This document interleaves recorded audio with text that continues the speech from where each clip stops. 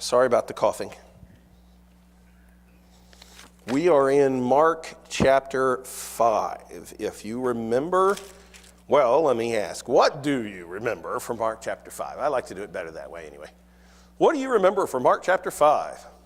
For those of you who either have studied Mark chapter 5 in the past or have been studying Mark chapter 5 along with us in the last few weeks.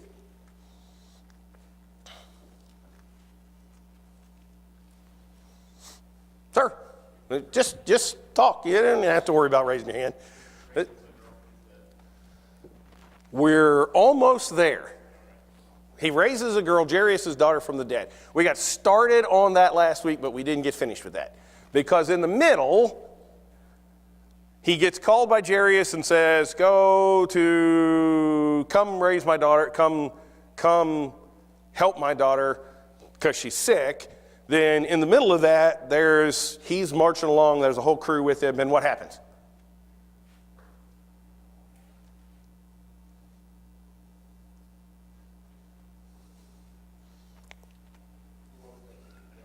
The woman touches his garment.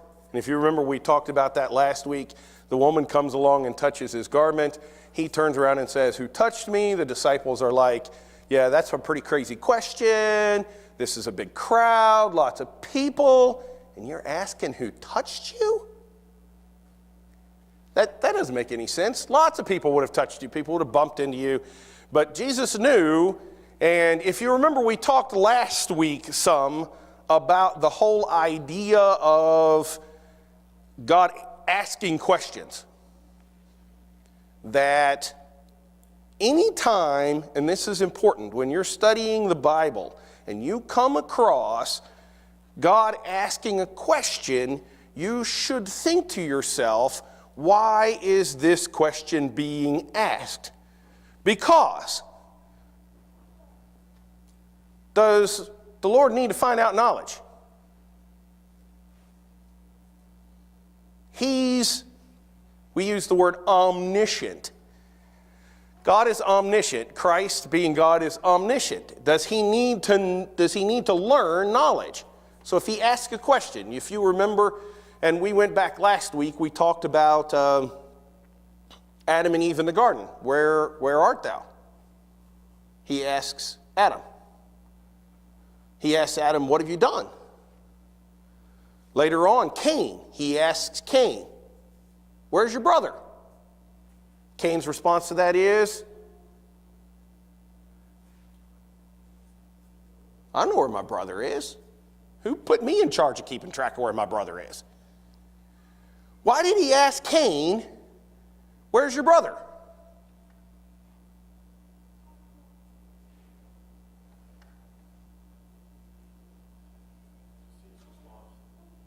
Because he wanted to see how Cain would respond. He wanted to give Cain a chance to respond. In this case, he says, "Who touched me? Who touched my garment?" Now, in this case, the lady who touched him would have known something had happened. She knew immediately, it says, that something had happened and that she'd been healed. He knew that she'd been healed. We get to this here, and he says, hold on, let me turn there. Verse 28, "For she said, I may touch but his clothes, and I shall be whole. And straightway the fountain of her blood was dried up, and she felt in her body that she was healed of that plague. And Jesus, immediately knowing in himself that virtue had gone out of him, turned about in the press and said, Who touched my clothes? And his disciples said unto him, Thou seest the multitude thronging thee, and sayest thou, Who touched me? And he looked round about to see her that had done this thing. But the woman, fearing and trembling, knowing what was done in her, came and fell down before him and told him all the truth." He wanted to give her a chance. He wanted to give her a chance to come and say, "I was the one who did it. I was the one who needed healing. I am interested not in sneaking up and essentially robbing power from you," which is how she sort of felt about it, it appears, in the very beginning. She didn't want to be embarrassed. She didn't want anyone to know. She didn't stop Jesus and say, "Listen, I need healing." She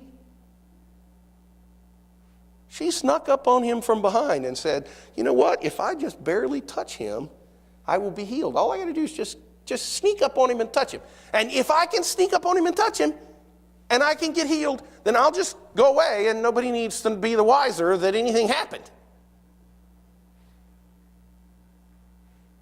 That Jesus didn't want to just heal her where no one was the wiser that anything had happened. Jesus wanted to have a relationship with her. Jesus wanted to have a relationship with her. He didn't want her living the rest of her life thinking she had stolen some healing from him. He wanted her to know that this was absolutely okay. That this wasn't like some magical power where she had just touched his clothes and she'd gotten magical healing out of it. This was him intentionally healing her.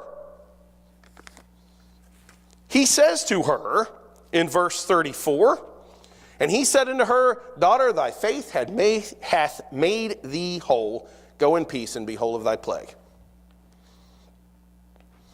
Assuring her that this healing was complete, that this healing was permanent, that it was okay, it hadn't been stolen, that it was absolutely all right for her to be healed, and that in her need, she now was a whole person. If you remember, she was kind of like the living dead. With the condition that she had, she wasn't allowed to interact with anybody. She wasn't allowed to touch anybody. She wasn't allowed to really come in contact with anybody in Jewish society. She was essentially an outcast. And this way, instead of being someone who was not part of the community, not allowed to be able to interact with anybody, this way it was completely okay. She was going to be all right. And he developed that relationship with her so that she didn't have to feel like she had stolen it the rest of her life. But, and you mentioned, he raises a girl from the dead. What happens in the meantime, this was all going on, we're going to pick it up on verse 35. While he yet spake, there came from the ruler of the synagogue's house, that ruler of the synagogue was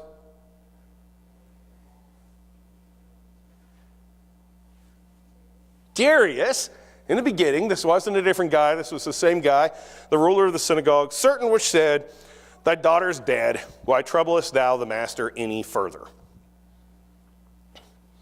As soon as Jesus heard the word that was spoken, he saith unto the ruler of the synagogue, be not afraid, only believe. So the delay caused by this woman's healing was a test of Jairus' faith.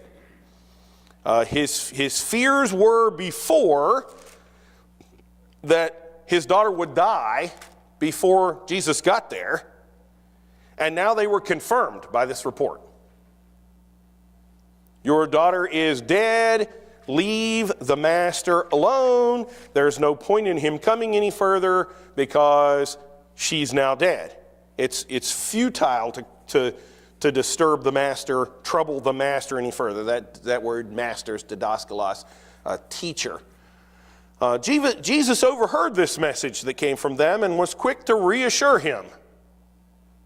Be not afraid, only believe, or in the Greek it gives you the idea of stop fearing. Not don't start fearing, but I know you're already afraid. It's okay, you can stop. Stop fearing, just keep on believing. He'd already exercised faith, already exercised belief here in coming to Jesus in the first place. He'd seen that relationship between faith and Jesus' power, and now he was exhorted to believe that Jesus could restore not just health to his daughter, but life to his daughter. Verse 37, and he suffered no man to follow him, save Peter and James and John, the brother of James. That's, if you remember, the sons of Boanerges, the sons of thunder. And he cometh to the house of the ruler of the synagogue, and seeth the tumult, and them that wept and wailed greatly, And when he was come in, he saith unto them, Why make you this, oh, I'm having a trouble, ado and weep? The damsel is not dead, but sleepeth. Do any of you have contacts? Any of you wear contacts? Okay, I wear contacts, and I'm partially blind, pretty well blind without them these days. And my contact just decided to go to the other side of my eye, which makes reading really, really fun.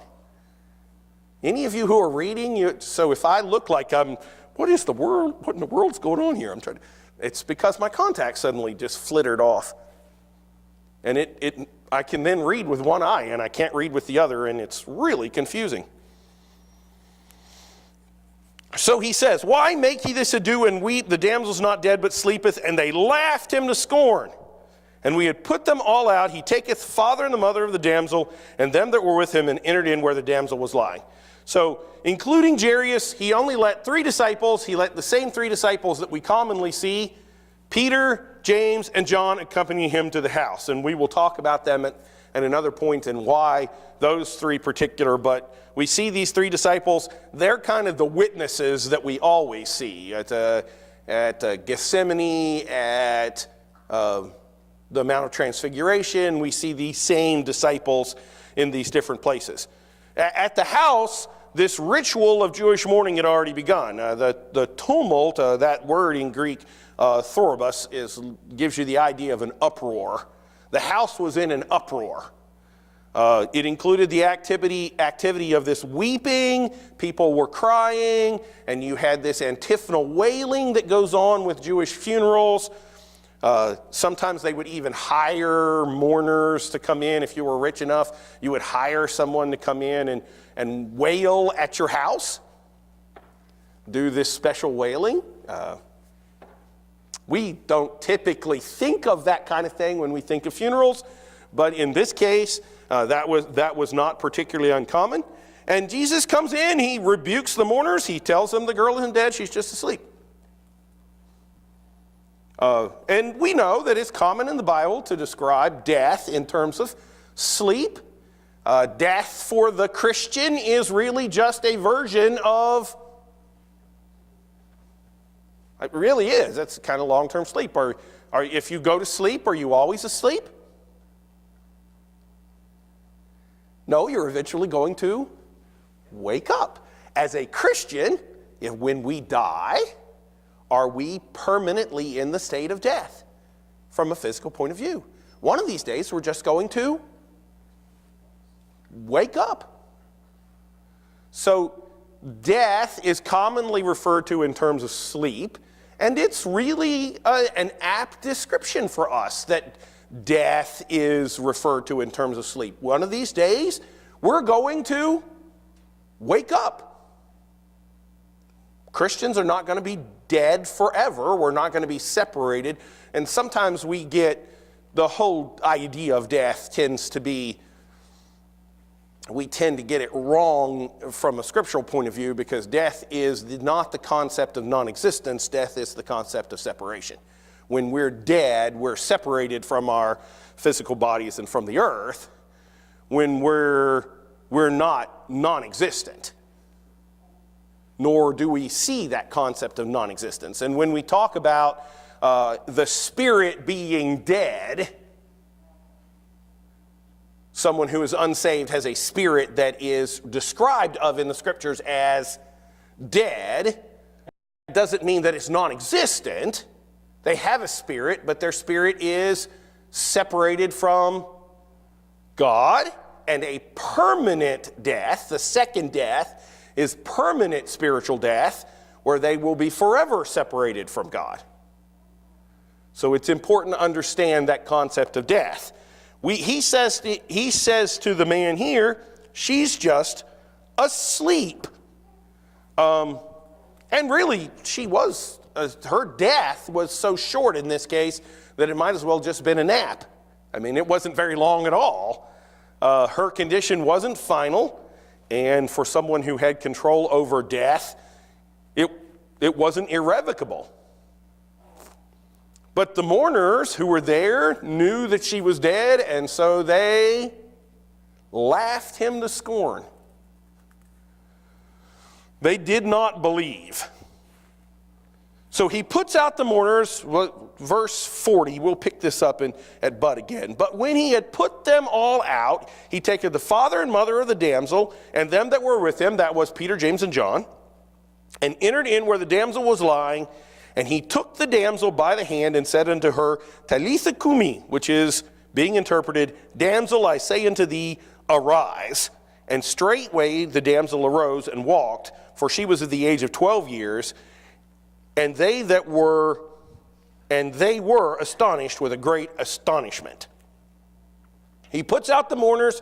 Jesus takes the girl's parents, the 3 disciples, Peter, James, and John, into the room with her, and he speaks in Aramaic, Talitha cumi. If you remember, this is one of the wonderful marks of Mark, the way that he gives us the other languages and translates them.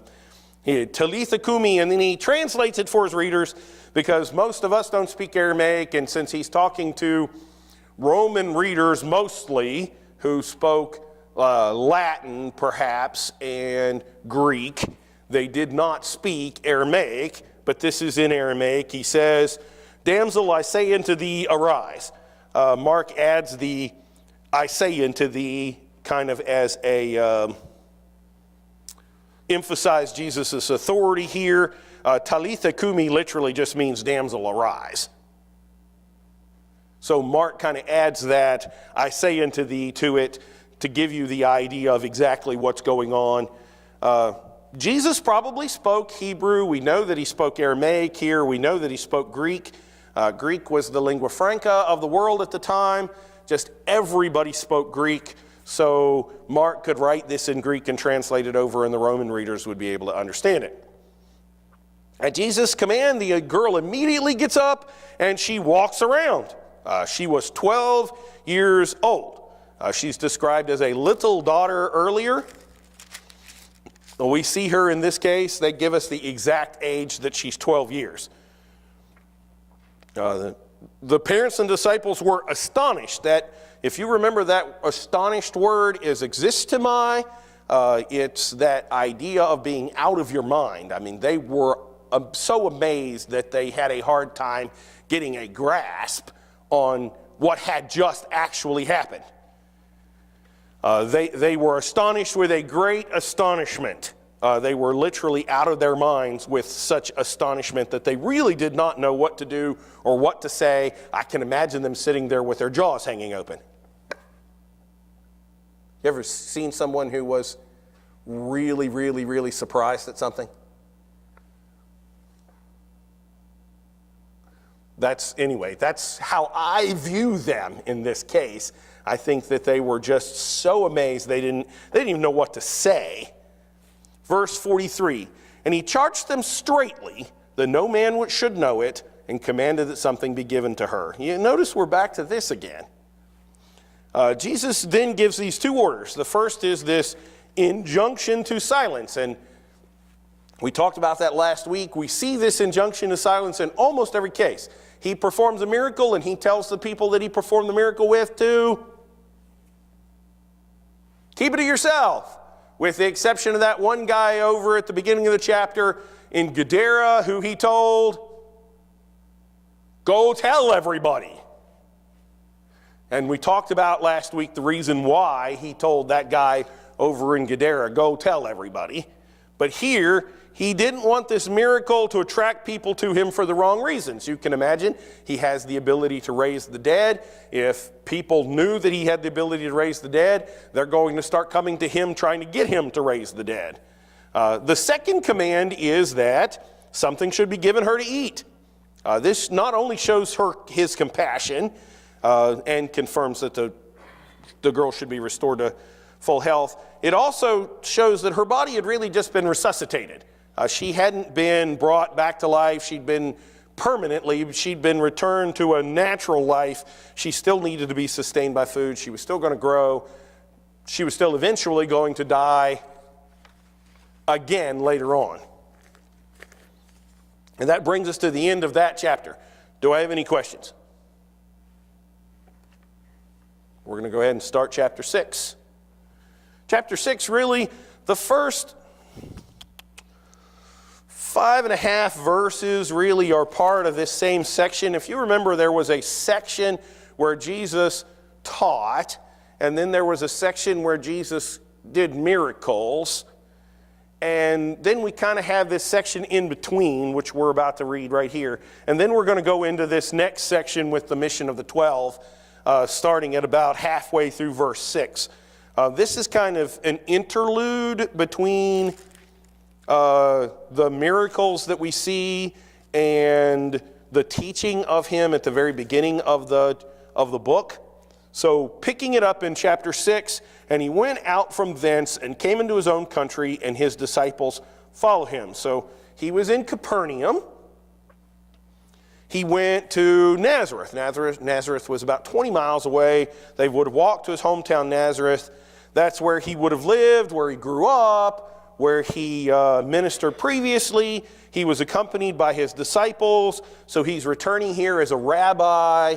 It was common in those days for people to recognize a great teacher by them when they returned to their hometown. They would go off to Jerusalem or wherever else, and they would end up with a company of students around them. And when the great teacher returned to his hometown, he would come back with his company of students. This is the same exact picture that we're seeing here of him returning as a rabbi, a teacher surrounded by his students. So this was a public mission. This was for everybody to know. He was preparing the disciples for their own missions here, and we're going to see that starting in halfway around verse 6. Verse 2 comes along, and it says, "And when the Sabbath day was come, he began to teach in the synagogue, and many hearing him were astonished, saying, From whence hath this man these things? And what wisdom is this which is given unto him, that even such mighty works are wrought by his hands? Is not this the carpenter, the son of Mary, the brother of James and Joseph, and of Judah and Simon? Are not his sisters here with us?" And they were offended at him. So on the Sabbath he teaches in the synagogue, and it says, many are amazed. They're struck with astonishment. They were astonished here. But then they started asking these questions. He's come back to his hometown. Everybody knows him. He probably grew up here. And they want to ask these questions. Where did this guy learn this stuff? From whence hath this man these things, these teachings? What wisdom is given to him? He didn't go learn in the great schools in Jerusalem or elsewhere. I mean, this kid grew up here. He was a carpenter. I mean, he's not anything special.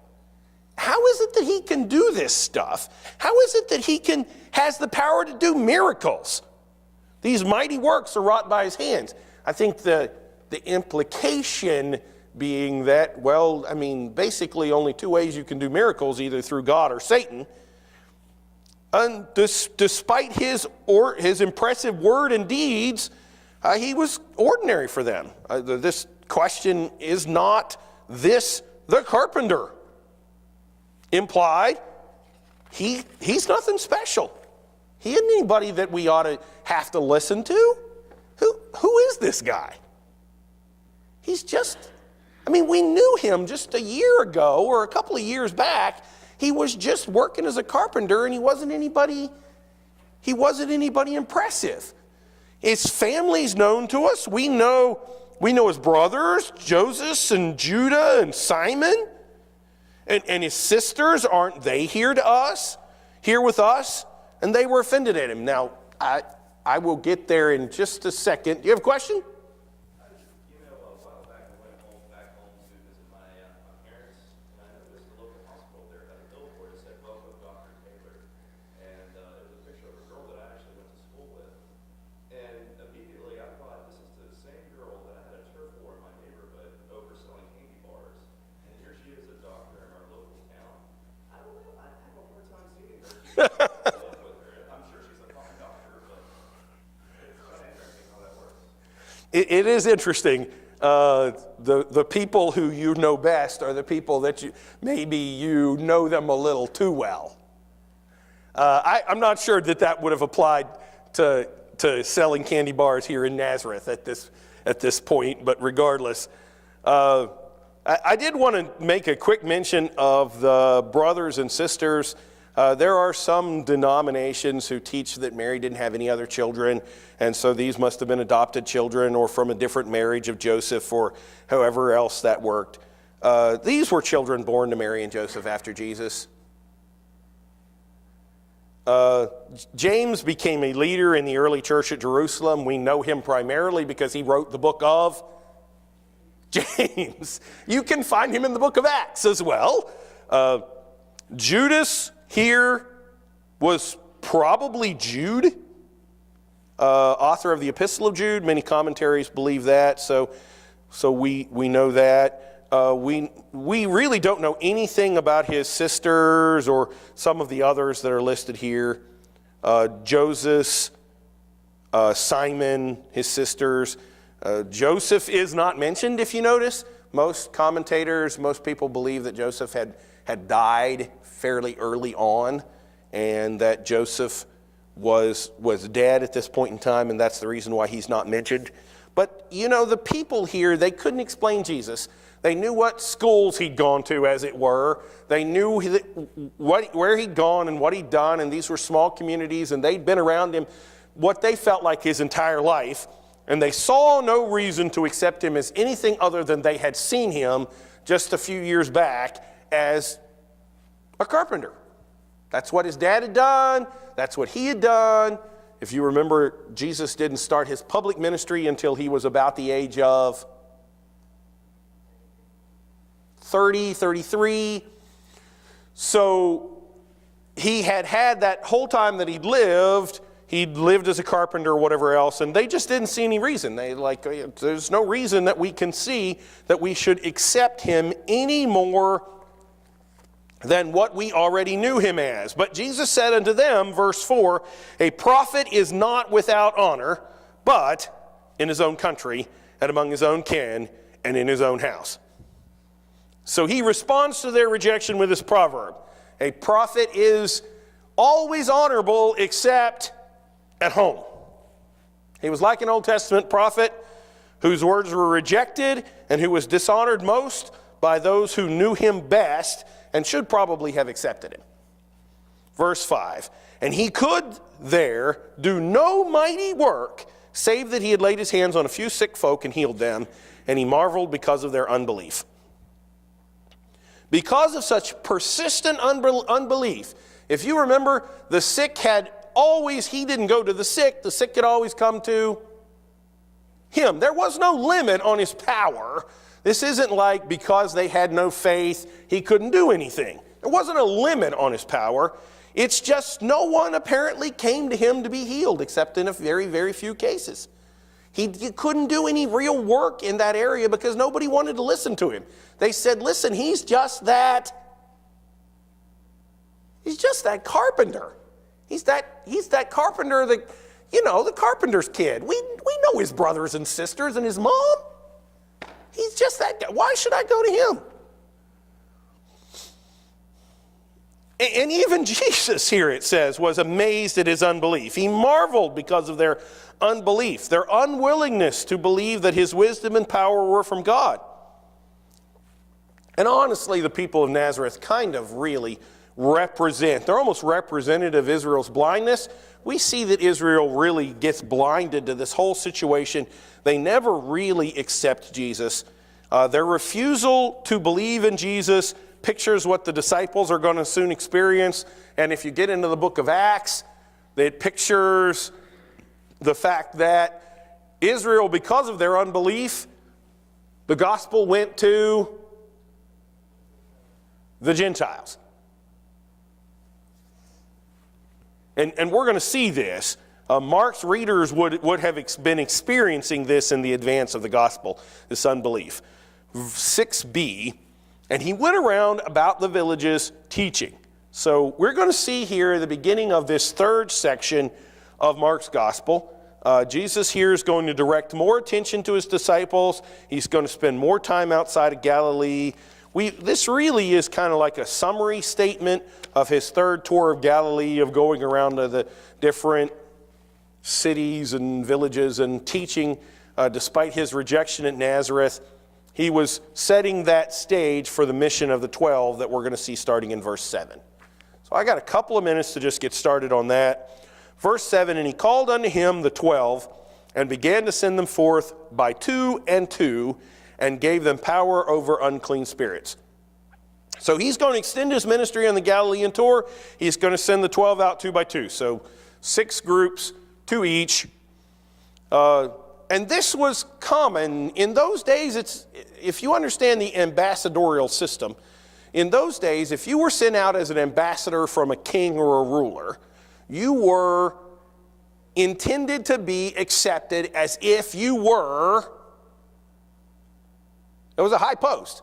You were intended to be accepted as if you were the king. So when you went out as an ambassador, you went out as if you were the king you were the ambassador for, the country that you were the ambassador for. This was common for practice and legal reason, and they were sent out as these authorized representatives in keeping with the Jewish concept of ambassadors.